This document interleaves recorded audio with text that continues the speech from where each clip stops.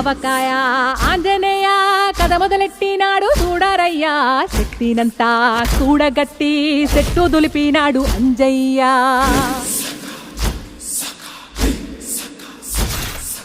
ఎర్ర ఛాయ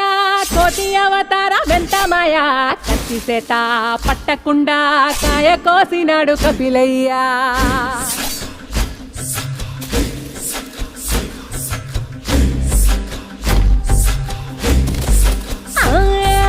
అంజనమ్మ ముందు వంజుల్ పుంజుల్ సీడి మామిడి ముక్కలు కుప్పల్ తెప్పల్ టెంకలోని జీడి వంకలెన్నున్నా పులిగోరు పళ్ళతో పరపర తీశాడు రో